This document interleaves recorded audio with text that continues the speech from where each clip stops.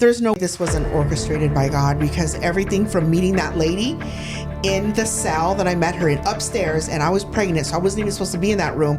They only had me there temporarily. I met her. She gave me the paperwork, pens and pencils and paper. I took all my stuff with me, and I never saw her again. I would always try to look for her, look in the room up there to see if she would be looking down, and I never seen her again. Hey everyone, welcome to the Triangle Hustle podcast, where life, hustle, and construction collide in the heart of California. So I'm excited today. Why are you excited? Because we're closing up National Women's Month, right? Oh, yeah. And then we also had Women in Construction Week, the first week of March. It's been an exciting week, and we've had some great people on. Yes. But no one better than two amazing women that we have. We saved the best for last. We did save the best for last. We saved the best for Yes. last. Lila, you want to introduce these two lovely young ladies? Yes, of course. So we have Like that. Valerie Valverde, who is Valerie Valverde? Who's that? So weird. Am I supposed to be like, oh, that's your best friend Aaron's wife? No. Or what am I Yes. supposed to My say? my BFF, Aaron. Shout out to Aaron. What's up? Wish you were here. Well, I do know that Valerie has been involved with Third Step for over 20 years, and she continues to be on the advisory board, making impact with women in recovery. And then we have Desiree here with us today, who is an administrator at Matt Construction, that is going to share her incredible story of recovery and what can happen, when God steps in, and how life can change and how we can impact other women. So I'm happy to have her here. I'm excited to hear her story. And We yes, love those kind of stories here. We do. Yeah. I truly believe that when we have stories of people that, we have a rough start, we don't have silver spoons in our mouths, we don't have easy childhoods. And because of that, we end up probably in situations that we don't plan for when we're young. And we end up using drugs or in very volatile relationships, abusive relationships. But we also have enough strength within, whether it's for our children or, just knowing we deserve better. We take action. And we go into recovery. And then, of course, the power always is when the Lord steps in, and then the real change happens. So I can't wait to get into your story, Desiree. So tell us a little bit about yourself. Thank you. I have 3 children. I have 3 grandchildren.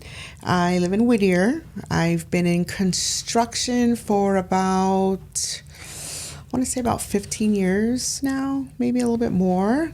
But I started out in mold, and I did some estimating for residential. I was in flooring for a couple years, and then I was in countertops for about 10 years. So I did that, and I've been in general construction for about 2 years, a little bit over 2 years. So I'm really happy with where I'm at right now, and I serve with Third Step every chance that I can get. They've made a huge impact on my life, and I love to give back to women in recovery. So.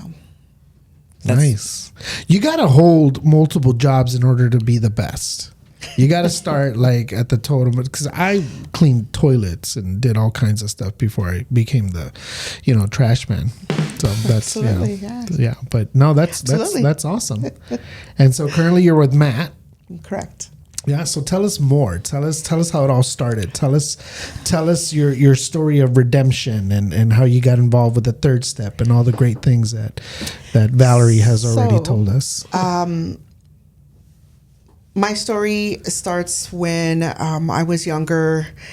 I was raised by my grandparents. My mother was she was kind of in and out of her addiction, and it was just me with my grandparents. And so as I got older, I got pregnant when I was in high school. So I had my oldest when I was in high school, and she graduated with me. So I'm still really blessed that I was able to graduate.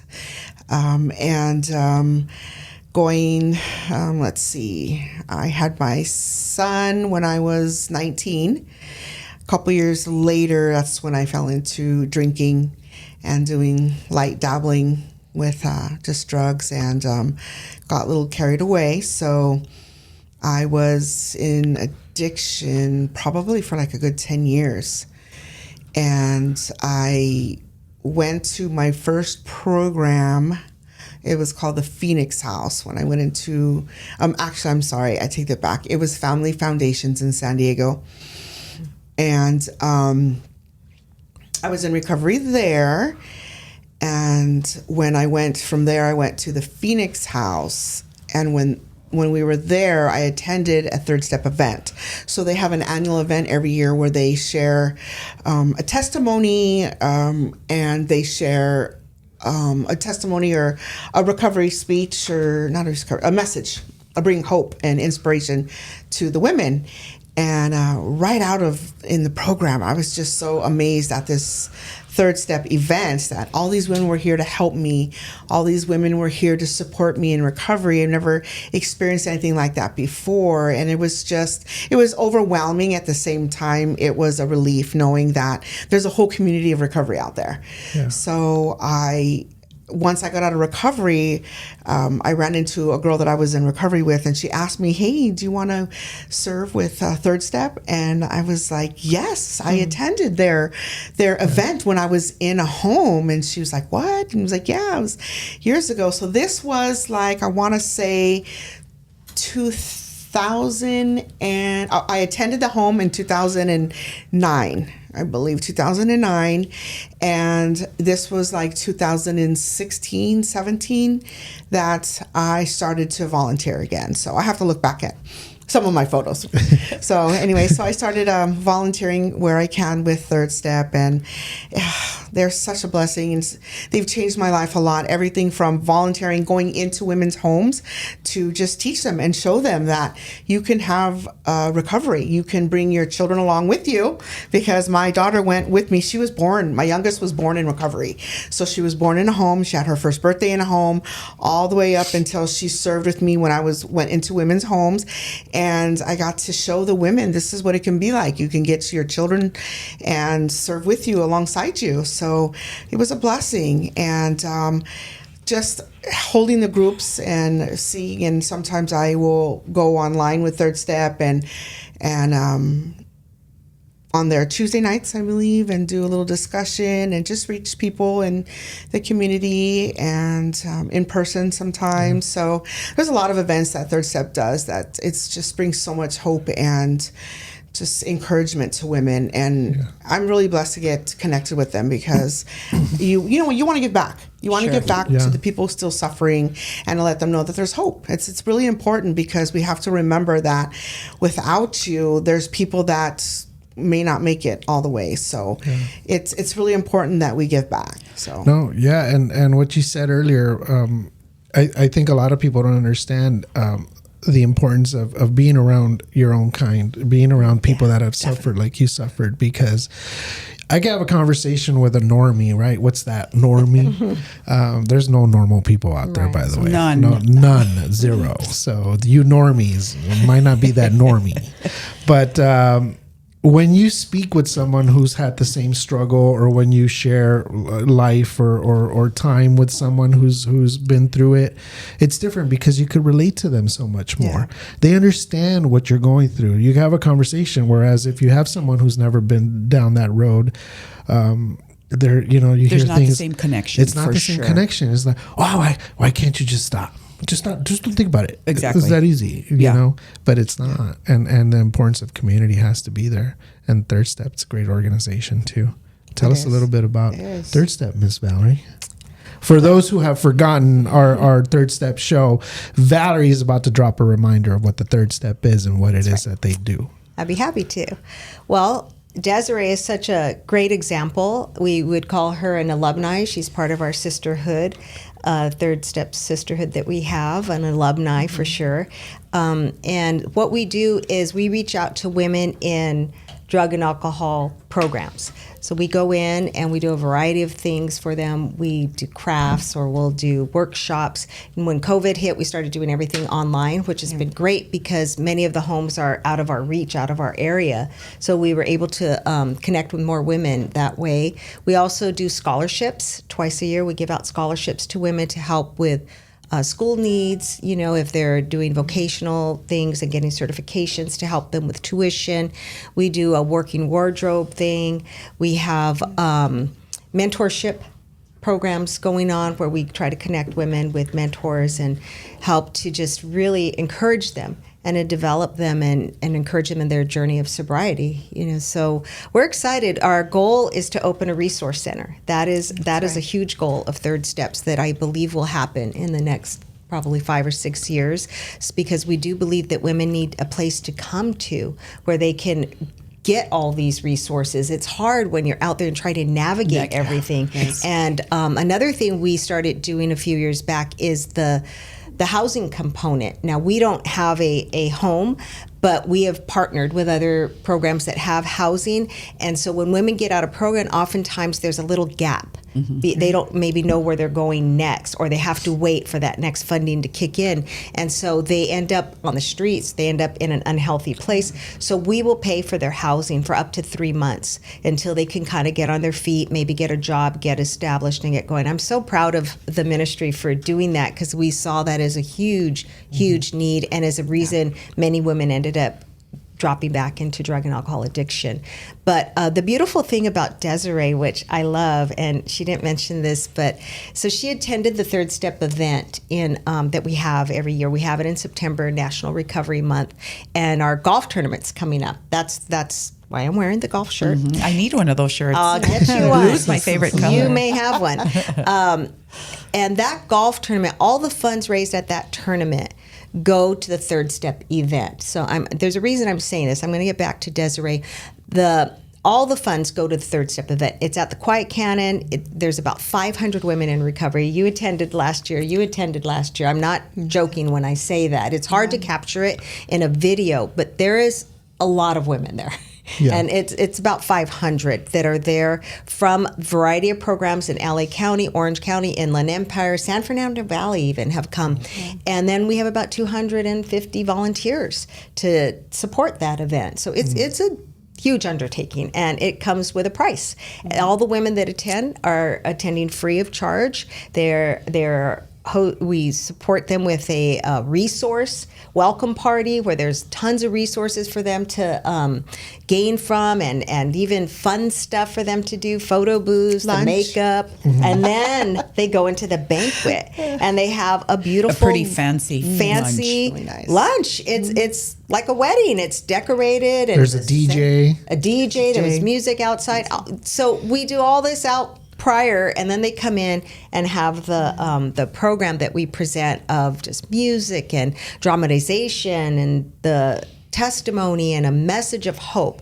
So we're trying, the purpose of that, and you know that we all know this, that when you have a moment of clarity, that moment can be a game changer. Mm-hmm. You know, I mean, I even think of the last time I was here and we met, mm-hmm. and how something happened beyond us. And it brought you into a different space of recovery that has now brought you to where you are today. Yeah. So I think that's so beautiful. I'm always thanking Aaron. I should be thanking Valerie. You really should. Valerie connected that dot. Valerie brought us together. No, you should be thanking Rocio because she's the one who invited us on this program, you know. And so Rocio also introduced me to my ex. So all right, Rocio, I'm trying. Okay. But my point in this is that, you know, it's a one-time event, but it has a huge impact. And even statistically, a spiritual component in your recovery is going to have an 80% success rate. Those that don't have a spiritual component, they're not going to be as successful. flat out. Absolutely. So the component that we bring in is we bring in the component of God and Jesus, the Bible, God, and that's the component we present at the Third Step event. And Desiree attended that event. She was introduced to that component. A church got involved with her. They brought her to church. She was surrounded by women who were supporting her in the spiritual aspect of her life. And then this is so cool because we didn't know Desiree. There's 500 women there. We don't know everybody, okay? 9 years later, we're at a Third Step training women to go and volunteer at the event. And she's there as a volunteer trainee. Wow. And she said, I attended your event 9 years ago. We're, what? And she tells the story. And we're, wow, this is why we do what we do. Yeah. This is why we do what we do. And she began to share with us, all the success she had after and everything that's been going in her life. We know we're one piece. It takes a village to raise up a man or woman in recovery, and we understand that. And we were just one piece, but it was a vital piece, and we've stayed connected with her. And I just, I would ask that you would just kind of embellish a little bit more on your story, because I think to get the, just the incredible journey of redemption that you're on, just a little bit more of like where you were when you say 10 years of addiction, what that looked like, and even the beautiful story of even your older children, and then where you are today with them. I just would, if you don't mind. No, absolutely. So I went through my addiction. Actually, I feel like I went in later on. You hear of stories of women going in when they're in their teens and everything, but I didn't go in until I was in my late 20s and early 30s. So that's kind of late. So I was in and out. I went in and out of jail. I was on the streets. I didn't see my kids. I had 2 older kids at the time. They were like in junior high and high school. I didn't see them for about 2 years. And I was just living from friend's house to friend's house, just in my addiction, actively just going into homes that were like abandoned or for sale, and just trying to sleep, and living with different friends, traveling here and there. And finally one day when I was walking on the streets, I remember early morning. It's so funny because it's still not too far from where I grew up in Norwalk. I was walking down the streets and I knew something had to change. And I was just, I was raised kind of like a non-practicing Catholic, like most. So, and I just remember telling myself, I'm going to walk to the church, the closest church I can get. I need some kind of help. And all I kept saying was, help me, God, help me, God, help me, God, help me, God. That's all I kept saying. And I remember just sitting there like at 4 a.m. on the church steps and just crying. And then like 3 days later, I got arrested. So I was like, wow, like I said, help me. And little did I know, it was like a domino effect. I got in there just from some little minor stuff. And when I went to jail, and then at the time, I didn't know anything about recovery. I didn't know anything about being an addict. I didn't think I was an addict. And I met a lady in one of the cells, and she was telling me that I was an addict. And I was just like, I don't know what that means. And she's like, how to point out everything, how I didn't see my children for 2 years. I didn't really see my family a lot. My family gave me a lot of tough love, which is the best thing that they did for me. And I'm so grateful for that. And she told me, when next time you go see the judge, take some firepower. She gave me like this booklet of recovery homes. She's like, write a bunch of homes down and ask the judge to send you there. And I'm like, why would I want to go to a home? So, but yeah, I did that. I took her advice. And I remember, and on my journey, I got pregnant. I got pregnant with my last child. Oh, I forgot that. But I got pregnant in my addiction. So it was really hard, thinking that I was going to raise a baby on the streets. So when I got to jail, I knew that I had to do something, but they were telling me that I was going to have to give her up for adoption. And I guess there's families or homes that will take care of your children while you're there. And so I was going to have to register her for that. But that's when the lady told me, here, take your firepower and go to the judge. And so I went to the judge and went with all these homes. And luckily I got a home all the way in San Diego, Family Foundation. So that's where I first started. And my daughter was technically born as CDC property. I always joke with her. I'm like, well, you're the one who was born in prison, okay? So, like, we joke about stuff like that. She's 17 now, but yeah. Wow. That's probably like a claim to fame right now. It's like, I know, right? She's just yeah. like, I was literally made for these streets. That's right. Yeah, if you met her, you would look at her, babies. you'd be like, no way. She's like a girly girl. But she's a wrestler girl. Don't mess. Yeah. Yeah. She has a big old scar from ringworm, right? It's like it was a chemical burn and everything. She tells people, I got shot. Yeah, she's so cute. But no, going through my addiction was it was really hard. Obviously, not seeing my kids. I look back at it now, and trying to get into recovery was really hard because I had no idea what I was doing, and everything didn't work out the way I wanted it to. Trying to get into recovery, but at the end, I had to serve a couple months in actual prison.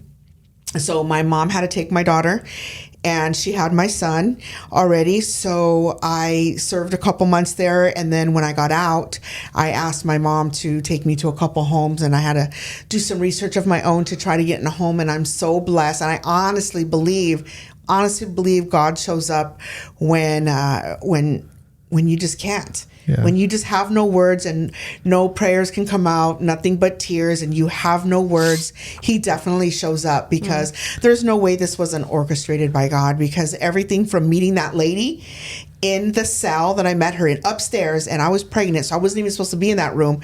They only had me there temporarily. I met her. She gave me the paperwork, pens and pencils and paper. I took all my stuff with me, and I never saw her again. I would always try to look for her, look in the room up there to see if she would be looking down, and I never seen her again. And then everything just unfolded. Everything that she gave me, I started doing research, and she told me to reach out to people on the outside, called Friends on the Outside, I think, or something like that. Friends of the friendless. Yeah. Yeah. So they came in and they started talking to me, and they kind of educated me on recovery homes.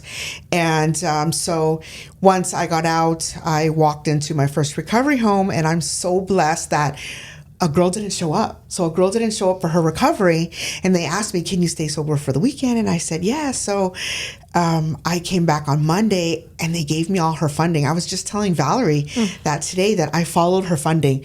And I realized long ago, through treatment, through when I was in prison, you can do classes in there. So I did some recovery, but they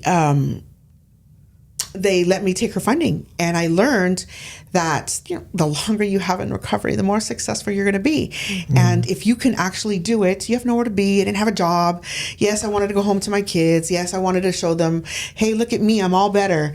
But I knew that I was not going to be successful because alcohol's everywhere. And for me, that's just going to be the trigger point to go back. So I just stayed, and I followed her funding, and I went through 4 programs over 3.5 years. So I got really into it, and meeting Third Step is such a blessing. All the women there are so great. And not only that, what I love about it is people, when they know that I'm in recovery, they'll come to me because they either know somebody in recovery or that needs help. Even if they're not there yet on getting help, at least they know they can come to me because I'm going to refer them to homes that I'm affiliated with, or through Third Step. There's so many resources. It's so important to stay on top of resources. Right. And having Third Step and all the resources they have, it's such a blessing, because I've been in prayer with one of my friends for her daughter to get sober. So I've been standing in prayer with her for at least like 2 years. And so I'm waiting for the day that I can go to Third Step and be like, all right, let's look at all these homes. Let's talk about these homes, because I'm just, I'm excited to give back and help. And I love it. I really love being in recovery. And come a week or so, I'll be like 18. I'll have 18 years in recovery. That's incredible. Yes, let's give it. Yeah, I've noticed something. I don't know much. I'm a trash man by trade. So what do I know? This is just my own analogy, so don't judge me on this. But when I hear these testimonies from people, you could kind of tell when someone's kind of made it through the valley, right? And they're just on the ascent, because they don't get ultra emotional to share. They're more excited about it, and it's like they're sharing it with a purpose, and it's like intentional, and they're smiling like you are. And then there's those that'll share, and they're still kind of living in the past, if that makes sense. Yes. And you kind of, and they still need a little more work. But when you're like, oh man, and you're telling it and you're smiling, and it makes me like, oh man, it gets me excited. It's fun. Recovery can be fun. You know, I was in the medical field. I was an X-ray technician for years. I worked in orthopedic surgery with assisting the doctor, and I lost it all. I lost it all in recovery. I had a great job when I was younger. I did very well for myself, and I didn't get my license taken away. I was an X-ray tech, but I didn't renew my license. It was so expensive, and of course I'm going to use that money to drink. So why would I want to renew my license? So that's the mentality of an addict. Yeah. And all of that went away really quick. I even worked for Curlin and Jobe. They were the orthopedic surgeons for the Dodgers, the Lakers, the Angels, and I worked in there, and I met a lot of famous people in and out of there, and I made a choice that threw it all away.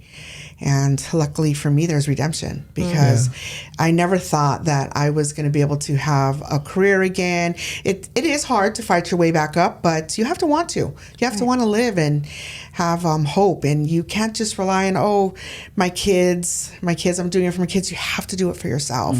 Yeah. And so it took a lot of work to regain my relationship with my children as well. And I'm so blessed, because there's days that I remember being a horrible mother. Like, I remember not coming home so many days, and when I would come home, my daughter would make comments. My oldest would just make comments like, "Oh yeah, dinner was great, Mom," and she would just, so many things that I've done in the past. And when it was time for me to make amends and getting with my older children, I remember there's so many things that I specifically told my daughter that I'm sorry for. And she's just like, Mom, I don't even remember some of those things. And I was like, wow, God did really like a clean slate for you. Really clean slate. I'm telling you, when he cast away your sins and makes them as white as snow, it's really true. But, obviously there's some stuff she remembers, and some letters that she wrote me that I have hold dear to my heart, that I won't ever forget what I've been through and what addiction took from me, what I allowed it to take from me. But I'm going to remember all the women out there still, and even men, who need help, out there still struggling, that want the help, that need the help, and knowing that there's so much hope to regain your relationship with your children. That's so important, because you can just pass it by and be like, I was a crappy parent, and I'm never going to get this back. I did all this, boo-hoo, poor me, woe is me. And you never really heal with that. Right. And you don't, communicate with your children and come to a place where you can have a healthy relationship. And I have that. Yeah. And I'm so thankful. I connect with that directly, because I have, drugs in my past, jail in my past, addict in my 20s. God, please help me. Ended up in jail. God, I said, help me, ended up in jail. That's why we get along so well, because I only hang out with thugs. Yeah, birds of a feather flock together. You know how that goes. So everyone in this room is an ex-thug. Just so y'all know. In some way. There we go. There we go. So in my 20s, God, please help me. Jail, got sober. Never been to a recovery home. So like my mom used to say, poor people, we don't go to recovery. We don't pay for. Absolutely. We go to jail, and then we go to church. That's how we stay sober, right? So in my 20s, I didn't have any children at the time. I was already with my husband. Got sober, was a Jehovah's Witness for about 10 years. So that kept me sober, knocking doors, wearing a long dress. Yeah, you didn't know that? I did. You didn't know that? Well, that's another story for another day. I didn't know that you were Jehovah's Witness, that you were knocking on people's doors. And it, my husband's brother was studying at the time. But you know what? That's what I needed at the time, because I needed nothing but rules and discipline to kind of keep me, get my life back together. Then, had my children, had 3 children. And then, got better, got into sales, my life, again, even though it wasn't my religion, my forever religion, it was still the component where God was in my life, and I was doing things because I wanted to please him, and I didn't want to go back to who I used to be. Right. Okay. And then in my 40s, it happened again. The only thing that I can remember is my mother-in-law passed away, and I was very, very close with her. And then hanging around, I guess, with one of my cousins that was still using drugs. And then, you start a little bit at a time. And then before you know it was daily. So then I got hooked again in my 40s. But now I have the business. Now I have my 3 children. Yeah, right. And I was an addict for 10 years. Nice. So I connect directly with your story because I was an absent wife and mother for 10 years. And because, the business was going good and I wasn't an abusive mom or anything like that, but I was absent, neglectful mom, not a great wife. Yeah, and, but my husband was the rock. So it's not like, the kids were anywhere, but still the damage to the relationship, my children of 10 years was there. So then, again, God, please help me. Please help me. You think you're under control. You think everything's fine because you're working. There's money. The home's still intact. But my life became unmanageable, like they say in step 1. God, please help me. Please help me. Here I am again. And now I'm worse of an addict because now I have money. So now I'm using drugs every day and heavy. Right. But but I'm such a hardcore functioning addict that nobody even knew, and I was like, but in my head, I'm out of control. Right. So God, please help me. So here I am. So where do I end up? In jail again. And I'm like, holy shit. But I got a business to run. I have children. What am I doing here? Ended up, thinking I was going to do just a couple days, and I ended up doing 20 days. And I was like crying, honey, calling them every day. Oh, you got to get me out of here. What's going to happen? But when you're in jail and you're under, I don't care who you know or what you got, you're going to sit there till the judge says you can come out. Right. But those 20 days gave me enough stillness and clarity to say, what am I doing here? What am I doing here? God, get me, just get me out of here, and I'm gonna surrender, and I'm going to get my life, back together. And came out, started going to a church, and it's that supernatural component, like Valerie said, where your chances to stay in recovery and stay sober goes way up. So I love that third step. I love the name of third step because in the 12-step program, I had to look it up because my memory is not great. But the third step is when you choose to surrender, turn your life over to the care of God. Yes, the ultimate surrender. Yes, yes. So that step right there is the surrender, where God will say, you surrender, you open up your spirit. I'm going to come in and I'm really going to make things happen. Mind you, the resources and the action that you have to take, because God's not one that's going to say, let me handle it for you. I'm going to give you the strength that you don't have in your in the flesh, and I'm going to give you a supernatural power, but you still have to do the work. Right. You still have to take action. You still have to go to the meetings. You still have to have the discipline. And if you decide to give back, you're going to receive joy. You're going to receive this fulfillment. Like he says, there's more joy in giving than there is in even receiving. So I went to that first big event that they had. And I'm recovered now from the methamphetamine for, I don't even know my birthday and anything like that, which I need to probably go back and journal or something. But when I went to that event, it takes you back to the pain. Yeah. And then you hear the testimonies of women that have gone through worse than you. It's insane. I mean, just worse than you, where now it touches you where you just want to cry. Yeah. And then you see the hope. Yeah. So you're just like, what it does to your soul is so powerful. It's an honor, to have you guys here.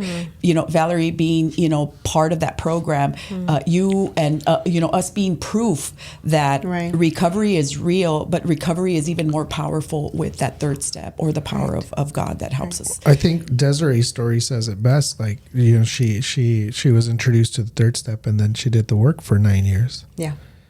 And became of service. And 9 years later, look at her life. You know what you said earlier about how some people are still very emotional and crying and everything. That still happens. It Yeah. still happens because I don't feel like it's a breakdown and cry of the hurt and reliving it. Sometimes for me, sometimes I get so emotional that I can't believe I got out of it. Like, I Yeah. can't believe that I'm telling this I story. I didn't think there was a way. Like, Yeah. when I seen my life, like, how to get like this. I was an x-ray technician. I had a nice townhouse. I had my kids. You know, we had everything, you know, had everything. Everything was fine. Next thing you know, I'm here living on the streets. I'm living with friends to friends to friends. I haven't seen my kids. Like, you know, you don't realize all of that. So sometimes it's very emotional. The gratitude is, you see gratitude a whole different way, you know, compared Gratitude to, yeah. will make you cry every time. Every time. I was so just- I can be like that at sometimes. Yeah. Sometimes when I tell it, and it depends, I think, where and then the audience and Yeah. and stuff. But sometimes when I'm intimate with someone and we're talking about it, I can easily just let it like just overtake Yeah. me, and it feels so good Yeah. because I'm so grateful. My favorite crier is Aaron. Oh yeah. I was talking to him the other day. Oh, I'm gonna tell him I need to have a good cry with him. Yeah. Oh, he loves it. He loves to cry. The first day I met him, we both cry. The very first day love it. I met him. Feels so good to cry. Yeah. And then so we were talking the other day, talking about emotions and stuff and sharing testimonies and he's like, you know, you don't get too emotional anymore. And I was like, actually I do, but not in front of anybody. Yeah, but it's not a hurtful emotional that I get. But when I pray at night, there's sometimes when I'm just talking to JC and we're having this amazing conversation, and then the other night I told Aaron, the other night we were just talking, and he kind of just said, because JC and I we talk like Frank talks, so he's like, damn dude. Look I don't at think what he you've says done. damn, but okay. I'm He kidding. does. He does to me. He does, yeah. He's like, he's like, or it could have been. Check it out, homie. You went from here to here kind of quick, man. Yeah. And then I'm like, That's how you And then roll. I'm looking at him, and how he's folks looking do at it. me, Yeah. and then he's like, "You're welcome." Yeah, exactly. But then I was like, I was crying, yeah. you know, but happy. I was happy because we had this amazing conversation, and then I just kind of felt I'm on the right path, and Yeah. and I'm gonna be okay. When I Looking at your started, life too, I right? just started going to what's now Boundless. I've been probably going about four or 5 months, and when I first went there, because Valerie called me because Frank and I are friends, and she says he's going to get baptized. I was like, baptized? We all were. He's going to get Yeah. baptized. You might want to come She's and support. surprised, like I So was is some this a sort joke? of. She's like, I'm going. No, it's just like- you might want to come and support. And I had been looking for a church for a while, Okay, right? good. And without knowing, because that's the way God works. Lord, Yeah, I love absolutely. a church. So Absolutely. he finds Aaron, he's going to get baptized. I go to support. And, you know, because I lost my oldest boy October 4th, 2020. So I stepped into the church, and of course, the first emotion that came in the presence there of you know, when two or more are gathered, the Spirit is there, is my pain. My pain just came up, and so probably the first 3 or 4 times that I went, I cried the whole time because my pain just kept coming up, and I felt like I was with my dad, like, Dad, oh, you know. And as I kept going, my pain turned now into like more gratitude, like because of you, I'm standing here. Because of you, you know. And there's this song that makes me cry every time because I think it's called Trust God, but it says I thought you were gonna say like Taylor Swift and no, I think it's Chris Brown. And the he other says, one. it's Chris Brown. I know it's Chris Brown because he says, I called to the Lord, he heard me, and he answered me, and that's why I trust him. Oh, yeah. And I that just is- cry That's on my playlist. Yeah, that every is a good one. time. Celebration. Yes. And it's and the cries come from just the gratitude because I do have my recovery story, but the loss of my son, it supersedes like Of course. the suffering that I did in my recovery, and that's why I just love Boundless. I mean, That's awesome. It's Great people there. There is Get great connected. people. Yes. Join groups. She Yes. is. Yeah. That's great. She Yeah. has. Yes. My daughter goes there. My grandchildren go there. Oh, really? Yeah. Yeah, I My love son-in-law. it. I love it. My son-in-law And then, too. you know, they have the recovery for women there, and they have the Yeah. recovery for men there. So, and Yeah. then they changed their name, and you know, Oscar's like, we're going to level up helping the community with recovery. He has a great Yeah. heart and on fire for the Lord. So all of us recovered guys are addicts good. in the Just room as are it like, takes. this is Yeah. our church. We're about Right. to level up and help more people because Amen. there's so Yeah. much anxiety and there's so Yeah. much depression and there's so Yeah. much problems. You know, so many people need that specific help. Right. So being involved with it, having the story to share, being able to connect directly, it's just even more focused spirituality, which, you know, it's more rewarding. I'm excited for Every- you. yeah. You're gonna have fun. Yeah. Right. And that's a lot of beautiful and amazing stuff. But I'm still kind of stuck on the fact that you were a Jehovah's Witness. That's gonna be another show. Yeah. That's gonna be another show. That makes the story even better. Yeah. You know? Yeah, it right? does. Yeah, she was, Yes. because like they always say, you know, we're always seeking. We're always there's that void inside of us that only God could fill. Yep. Yeah. And so we're always seeking. Even I think you had said that you were sober, but you were like, no, there's something else. I need Yeah. more. There's There's something something. missing. And then we come here not even knowing his story or anything, and he's saying his heart's pounding. He's feeling all these things. During that time, you know, I went through the breakup and stuff, and fell off the rails for a little bit. Not as bad as before or anything like that, but I did. I was on my couch and I said that the same thing we all said. It's help me, God help me. And that was always a void. And I think, you know, my years in recovery and, you know, I did the whole AA and I did all that stuff. But the whole entire time, it nothing ever made, I would have sobriety and I'd have all these things, but I never felt complete. I never felt like I wasn't tapped in, not as tapped in as I am today. Or nowhere purpose. near. I didn't have purpose. Yeah. I remember like the third or fourth time I was at church and the pastor was talking about purpose and how to find purpose. And then I started praying for that. And I started praying for purpose. And then like when I say that this, you know, what I found and what the void was God. And through that, like Valerie knows, and now I have purpose, and now I'm sponsoring three other men and trying to find my way with the guidance of Aaron, and it's just I live a purposeful life with work and you know, the training, yeah, that's fun and all, but I mean, like, I laid my head to rest at 9:30, and then I got a text last night from one of my sponsees who's going through a breakup, and then we had a conversation till about 11, and but no one drank. Right. Hallelujah. And then I slept like a baby, but Yeah. God did an amazing thing for me. He gave me the purpose, and He filled that void. And I think that's like vital, you know, to all of us, you know, and I just, you were at the Dig Awards last week, and Mladen Buntich received that award and did an eloquent job in what he expressed. And I had the privilege, I asked Aaron to get me the speech because I wanted to, you know, you can't remember everything, right? And he talks about purpose. He talks about just all the things that they have done, you know, in construction and in the construction world. But he dialed in on when he got involved with the Mercy House and how that gave everything he did more purpose because he's giving back now. And that he was exhorting, I felt like the whole room, thanking them because really he said he started making calls and inviting them in to join this purpose. And the response was overwhelming. And in the 9 years he's been part of it, he's raised over $2 million for the Mercy House, which houses homeless people. And I believe they also have a recovery track too. And I just, my son was so motivated by that. He says, that's why I want to succeed. He's just starting his own business.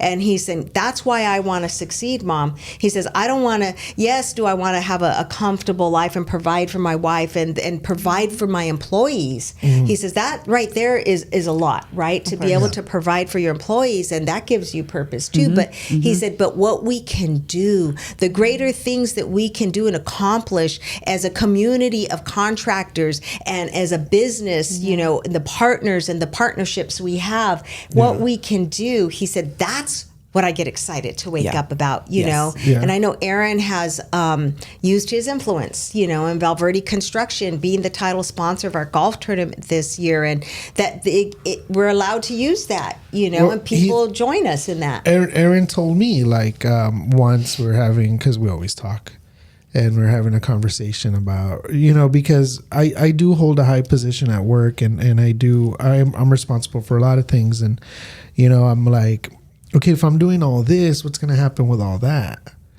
And then how do I navigate both things? Is one going to fall off? Am I going to be not the greatest? He's like, no, the complete opposite, because now you have purpose. So God's going to see to it that you also find success through your purpose, Yes. for your purpose.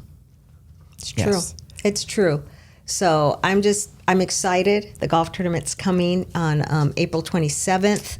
And I'm just thrilled because so many of the relationships that Valverde has forged over the years, you know, they've been in business over 50 years. So they have a lot of relationships.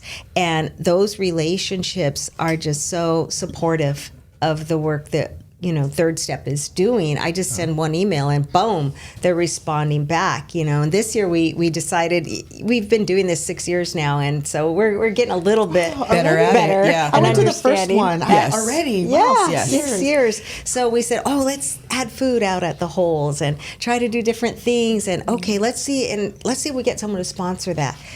And quickly, I mean, Mladen, they right away, yeah, we'll do that, and we'll be a platinum sponsor. Trent Shoring, you know, who we've had a long-standing relationship, their family, and they don't have anything we ask them for. They just do it, and they do it because one, they believe in the mission of the Third Step in restoring women to wholeness, and they do it because of the relationship dynamic that we have, and they trust that, you know. So, I'm just very grateful to have the opportunity to I feel like I'm now partnering with all these contractors, Yes. you know, Absolutely. and it's beautiful, and we have these great conversations, and they're excited about the golf tournament. So gonna April be- 27th, We're all- you'll be there. We You'll will be be there. We're all in it You'll be together. there. You'll be at your hole, I'll be at my hole. Yeah. Lila called me a hole earlier, I just but want to drive the golf A cart. golf hole. Yeah. Yes. Yes. no, you know, like my discipler says, we're all in it together. Like, because I think it's so funny how he's like, we're the triangle. That's right. And I'm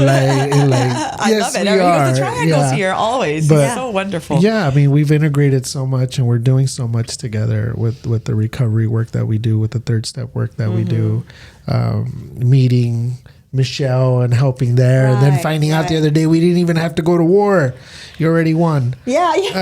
You know, because I was ready. Right. I was ready to do some whatever. No one running against her. So But I think it's been a blessing for all of us, and we've all gotten better, not just on a personal level and as individuals, but we're all growing, and we're all still finding success through our work and meeting amazing people like Absolutely. you, and just likewise. Our show has turned into like the modern miracles and what the Lord does in people's lives.